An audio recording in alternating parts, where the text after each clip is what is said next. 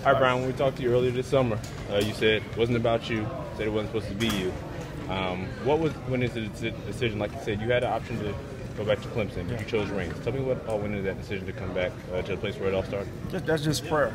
That's just me feeling led that this place would benefit far greater than Clemson. I'm not saying Clemson would not benefit, but to me, where I started at and bringing hope to the place that I came to high school at, and the community that I grew up in, bringing hope to these youth, I thought was a lot more powerful of a statement to allow them to see once again that someone cares, to the point that I'm going to bring this to you also with some other resources to help you along. You've always been a big proponent of you can be bigger, than your surroundings, where you came from. Every time you speak to these kids, what kind of feedback do you get from them? Because obviously they see you, Hall of Famer that came from the same neighborhood they came from. Do they ever kind of get any kickback to you? Yeah, I get a chance to talk to a couple of them, and they're very appreciative of that. And I really appreciate them being appreciative. But I just pray that they utilize it. That it is not just something that they appreciate for the time being, and all of a sudden they fall back into doing maybe some bad habits or not even changing the people that they are surrounded with to allow them to experience something greater than they probably even thought possible. Again, I never thought this was possible for me. I never dreamed about this. I never dreamed about this, but here I am.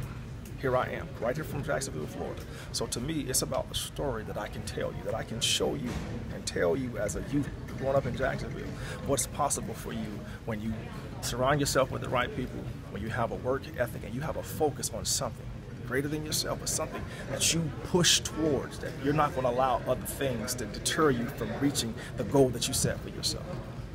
What it means to you to come back here and speak to these kids and give them that message and be back at your school?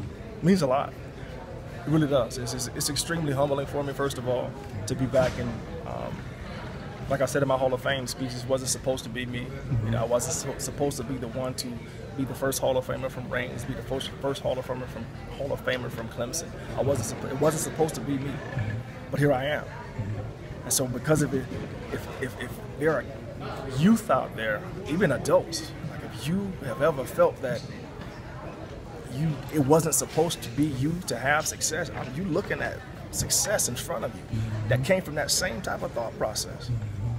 But I did things differently. I disciplined my life in such a way as to now have this as a possibility for me, with even greater things to come. So again, that's about encouragement. That's about inside courage, bringing out something inside of you that's already there, giving it a word, and all of a sudden having that thing that probably was dead, not dead, that was lying dormant, all of a sudden becomes something that produces life. And when you get that life and you really feel that life, oh man, that's why it's hard for me to contain it. The life that I have inside of me now. You feel me? And I believe that same life is in so many of our youth. But because of the surroundings and because they don't feel like they have that hope, that they're allowing the lifestyles to, I guess, silence that part of them. Like, there's so many gifted kids here. So many gifted, I know it's like so many gifted, probably some brainiacs, but because they don't see that hope, they don't pursue something that they can actually do. And that's, again, I wanna be a part of the solution when it comes to that, to help them out. Yeah, you keep doing